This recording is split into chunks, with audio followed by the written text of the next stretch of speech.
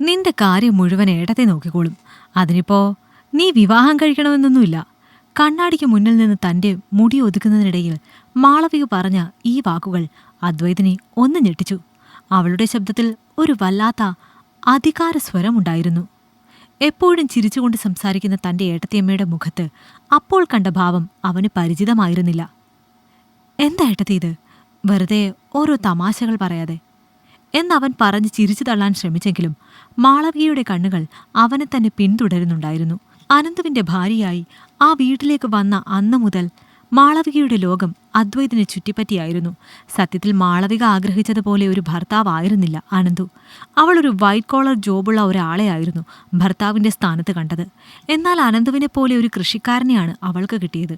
വീട്ടുകാരുടെ നിർബന്ധപ്രകാരം ഈ വിവാഹത്തിന് സമ്മതമല്ല എന്ന് പറയാൻ അവൾക്കായില്ല. ഏക ആശ്വാസം പെണ്ണ് കാണാൻ വരുമ്പോൾ അവൾ കണ്ട അനന്തുവിന്റെ അനിയൻ അദ്വൈതായിരുന്നു. അയാൾ നല്ല പിടിപ്പുള്ള ആളാണ്. ബാങ്കിൽ നല്ല ജോലിയുണ്ട്. അതുപോലെ കാണാനും സുന്ദരന്. അങ്ങനെ ഒരാളെയാണ് എന്നും മാളവിക പ്രതീക്ഷിച്ചിരുന്നത്. കല്യാണം കഴിഞ്ഞിട്ടും സ്വന്തം ഭർത്താവായ അനന്തുവിനേക്കാൾ അവൾ പ്രാധാന്യം നൽകിയത് അനിയനായ അദ്വൈതനായിരുന്നു. അവൻ എന്ത് കഴിക്കണം, എന്തുടുക്കണം എന്ന് തീരുമാനിക്കുന്നത് പോലും മാളവികയായിരുന്നു. അനന്തുവാകട്ടെ തന്റെ ഭാര്യയ്ക്ക് അനിയനോടുള്ള വലിയ സ്നേഹമാണെന്ന് കരുതി അതിനെയൊക്കെ പ്രോത്സാഹിപ്പിക്കുകയാണ് ചെയ്തത്. അനിയനോടുള്ള നിന്റെ ഈ കരുതൽ കാണുമ്പോൾ എനിക്ക് അഭിമാനമാണ് മാളവിക എന്ന് പലപ്പോഴും അനന്തു പറയുമായിരുന്നു. പക്ഷെ ആ കരുതലിൽ വിഷം കലർന്നിട്ടുണ്ടെന്ന് പാവം അനന്തു അറിഞ്ഞില്ല. അദ്വൈതിന് വിവാഹാലോചനകൾ തുടങ്ങിയതോടെയാണ് മാളവികയുടെ ഉള്ളിലെ അസൂയ പത്തിവിരിച്ചത്. ഓരോ ആലോചന വരുമ്പോഴും അവൾ എന്തെങ്കിലുമൊക്കെ കുറ്റം കണ്ടുപിടിച്ച് അത് മുടക്കും.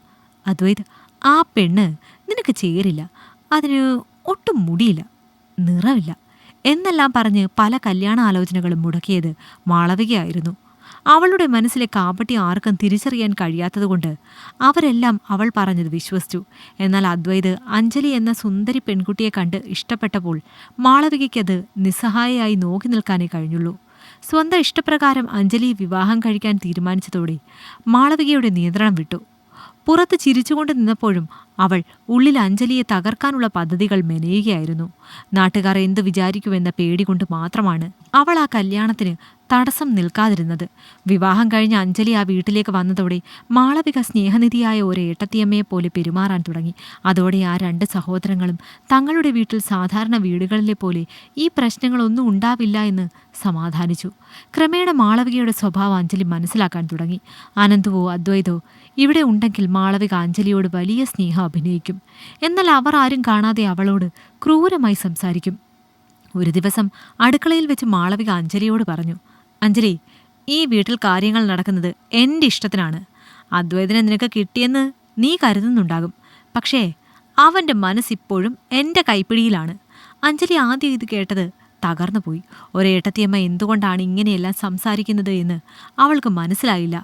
അവൾ അദ്വൈതിനോട് മാളവിക പറഞ്ഞതിനെക്കുറിച്ച് പരാതി പറയാൻ ശ്രമിച്ചെങ്കിലും അദ്വൈത് അത് വിശ്വസിച്ചില്ല. അത്രത്തോളം മാളവിക അവരെയെല്ലാം സ്വാധീനിച്ചിട്ടുണ്ടായിരുന്നു. അഞ്ജലി, നീ എന്തൊക്കെയാണ് ഈ പറയുന്നത്? ഏട്ടത്തി ഒരു പാവമാണ്, നിനക്ക് വെറുതെ തോന്നുന്നതാകും എന്നായിരുന്നു അവൻ്റെ മറുപടി. ഇത് മാളവികയ്ക്ക് കൂടുതൽ ആത്മവിശ്വാസം നൽകി. അവൾ അദ്വൈതിനും അഞ്ജലിക്കും ഇടയിൽ സംശയത്തിൻ്റെ വിത്തുകൾ പാകി. അഞ്ജലിക്ക് ആരോടോ ഫോണിൽ ബന്ധമുണ്ടെന്നും അവൾ ഈ വീടിനോട് താല്പര്യമില്ലാത്തവളാണെന്നും അവൾ അദ്വൈതിനെ വിശ്വസിപ്പിക്കാൻ ശ്രമിച്ചു. ഒരു രാത്രിയിൽ അനന്തു വീട്ടിലില്ലാത്ത സമയം നോക്കി മാളവിക വലിയൊരു നാടകം തന്നെ കളിച്ചു. അവൾ അഞ്ജലിയുടെ ഫോണെടുത്ത് അദ്വൈതിനെ ചൊടിപ്പിക്കുന്ന രീതിയിലുള്ള മെസ്സേജുകൾ അയച്ചു. അദ്വൈത് ദേഷ്യം കൊണ്ട് വിറച്ചു. അവൻ അഞ്ജലിയെ ചീത്ത വിളിച്ചു. ആ നിമിഷം മാളവിക അവിടേക്ക് ഓടിയെത്തി. അയ്യോ അദ്വൈത്, നീ എന്തിനാ അവളെ വഴക്ക് പറയുന്നത്? പ്രായത്തിൻ്റെ കുഴപ്പമായിരിക്കും, അത് നമുക്ക് ശരിയാക്കാം എന്ന് പറഞ്ഞ് അഞ്ജലിയെ ആശ്വസിപ്പിക്കുന്നത് പോലെ അഭിനയിച്ചു. ആ അഭിനയത്തിന് പിന്നിലെ ക്രൂരത അഞ്ജലി അന്നാണ് തിരിച്ചറിഞ്ഞത്. പക്ഷെ അഞ്ജലി തോറ്റുകൊടുക്കാൻ തയ്യാറായിരുന്നില്ല. മാളവികയുടെ ഓരോ നീക്കവും അവൾ നിരീക്ഷിക്കാൻ തുടങ്ങി. മാളവിക അദ്വൈതിനോടൊത്തുള്ള തൻ്റെ താല്പര്യം തുറന്നു പറയുന്ന ഒരു സന്ദർഭത്തിനായി അവൾ കാത്തിരുന്നു. ഒടുവിൽ ആ ദിവസം വന്നു. അനന്തു പുറത്തുപോയി എന്ന് വിചാരിച്ച് മാളവിക അദ്വൈതിൻ്റെ മുറിയിലെത്തി. അദ്വൈത്, നീ എന്തിനാ അഞ്ജലിയെ സ്നേഹിക്കുന്നത്? അവൾക്ക് നിന്നെ മനസ്സിലാക്കാൻ കഴിയില്ല. നിനക്ക് വേണ്ടി ഞാൻ ജീവിക്കുന്നത് കണ്ടില്ലേ? എനിക്ക് നിന്നെയാണിഷ്ടം. അനന്തുവേട്ടന് അതൊരിക്കലും അറിയില്ല, മാളവിക വികാരാതീതയായി പറഞ്ഞു. അദ്വൈത് സ്തംഭിച്ചുപോയി. ഏട്ടത്തി, നിങ്ങൾ എന്താണ് ഈ പറയുന്നത്? നിങ്ങൾ എൻ്റെ ജ്യേഷ്ഠൻ്റെ ഭാര്യയാണ്, അമ്മയെപ്പോലെ കാണേണ്ട ആളാണ്. അവനാകെ തകർന്നുകൊണ്ട് പറഞ്ഞു. മനസ്സിലപ്പോൾ നിഷ്കളങ്കമായി ചിരിക്കുന്ന ഏട്ടന്റെ രൂപം മാത്രമായിരുന്നു. അമ്മയെന്നോ? എനിക്ക് നിന്നെ ആ കണ്ണിലല്ല കാണാൻ കഴിയുന്നത് അദ്വൈത്. നീ എന്റേത് മാത്രമാണ്. മാളവിക അവന്റെ കൈകളിൽ പിടിച്ചു. ആ സമയം വാതുക്കൽ ആരോ വന്ന് നിൽക്കുന്നത് പോലെ അവർക്ക് തോന്നി. അവർ തിരിഞ്ഞു നോക്കിയപ്പോൾ അനന്തവും അഞ്ജലിയും അവിടെ നിൽക്കുന്നുണ്ടായിരുന്നു. അഞ്ജലി തന്റെ ഫോണിൽ ഇതെല്ലാം റെക്കോർഡ് ചെയ്യുന്നുണ്ടായിരുന്നു. അനന്തുവിന്റെ മുഖം ദേഷ്യം കൊണ്ടും സങ്കടം കൊണ്ടും ചുവന്നു. മാളവിക! അനന്തുവിന്റെ ശബ്ദം ആ വീട്ടിൽ മുഴങ്ങി. മാളവിക ഞെട്ടിപ്പിടഞ്ഞു മാറി. അവൾക്ക് ആ വാക്കുകൾ കിട്ടിയില്ല. അനന്തുവേട്ടാ, ഞാൻ അദ്വൈത് തന്നെ തെറ്റിദ്ധരിപ്പിച്ചതാണ്. അവൻ എന്നോട് എന്തൊക്കെയോ, ഞാൻ അവൻ്റെ ഏട്ടത്തിയമ്മയാണ് എന്ന് പോലും നോക്കാതെ അവൾ അവസാനമായി ഒരു കള്ളം പറയാൻ കൂടി ശ്രമിച്ചു. എന്നാൽ അപ്പോഴേക്കോ അനന്തുവിൻ്റെ കൈ അവളുടെ മുഖത്ത് പതിഞ്ഞു. മതി! അനന്തു ആക്രോശിച്ചു. എല്ലാം ഞാൻ കേട്ടു. എൻ്റെ അനിയനെ നീ നിന്റെ സ്വന്തം കൂടപ്പിറപ്പിനെ പോലെ കാണുമെന്ന് കരുതിയാണ് ഞാൻ നിന്നെ സ്നേഹിച്ചത്. പക്ഷെ നീ എൻ്റെ വീടിൻ്റെ ഐശ്വര്യം തകർക്കാൻ വന്ന ഒരു വിഷപ്പാമ്പായിരുന്നു. സ്വന്തം അനിയനെ പോലെ കാണേണ്ടവനെ നീ. എനിക്ക് പറയാൻ പോലും അറപ്പ് തോന്നുന്നു. ഇത്രയും കാലം അവൻ്റെ ഭാര്യയെ അസൂയ കൊണ്ട് ദ്രോഹിച്ച നീ ഇനി ഈ വീട്ടിൽ വേണ്ട. അപ്പോഴാണ് അദ്വൈതിന് വീണ്ടും വിചാരമുണ്ടായത്. ഇതുവരെ താങ്കൾക്കിടയിൽ പ്രശ്നങ്ങളെല്ലാം കോമണായി നിന്നത് അവരായിരുന്നു, മാളവിക.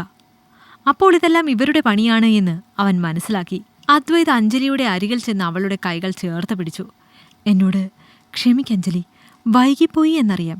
എന്നാലും നീ എനിക്ക് മാപ്പ് തരണം. എൻ്റെ ഏട്ടത്തിയുടെ ഉള്ളിൽ ഈ രാക്ഷസിയെ കാണാൻ ഞാൻ വൈകിപ്പോയി. അവൻ പറഞ്ഞ അഞ്ജലി അവനോട് ക്ഷമിക്കാൻ തയ്യാറായി. ആർക്കും ഒരു തെറ്റൊക്കെ പറ്റും എന്ന് അവൾക്കും അറിയാമായിരുന്നു. മാളവിക കരഞ്ഞുകൊണ്ട് അനന്തുവിൻ്റെ കാല് പിടിക്കാൻ ശ്രമിച്ചു. എന്നാൽ അനന്തു അവളെ തള്ളി മാറ്റി. നിന്റെ ഈ കണ്ണിൽ ഇനി ഞാൻ വീഴില്ല മാളവിക. ഈ നിമിഷം മുതൽ നീ എനിക്ക് ആരുമല്ല. പടിയിറങ്ങിക്കോ എൻ്റെ വീട്ടിൽ നിന്ന്. സ്വന്തമെന്ന് കരുതിയ ഭർത്താവും താൻ മോഹിച്ച അനിയനും അവളെ ഒരുപോലെ വെറുപ്പോടെ നോക്കി. തൻ്റെ കപടമുഖം അഴിഞ്ഞു വീണപ്പോൾ അവൾക്ക് മുന്നിൽ അന്ധകാരം മാത്രമായിരുന്നു. അസൂയയും അമിതമായ ആഗ്രഹങ്ങളും ഒരുവളെ എവിടെ എത്തിക്കുമെന്ന് മാളവിക അപ്പോൾ തിരിച്ചറിഞ്ഞു. മാളവിക പടിയിറങ്ങിയപ്പോൾ ആ വീട്ടിൽ പുതിയൊരു പ്രഭാതം ഉദിക്കുകയായിരുന്നു. സത്യത്തിൻ്റെയും സ്നേഹത്തിൻ്റെയും പ്രഭാതം. ഇഷ്ടമായെങ്കിൽ ലൈക്ക് ചെയ്യൂ. നിങ്ങളുടെ അഭിപ്രായങ്ങൾ കമന്റായി രേഖപ്പെടുത്തൂ. കൂടുതൽ കഥകൾ കേൾക്കാൻ ഈ ചാനൽ സബ്സ്ക്രൈബ് ചെയ്യൂ.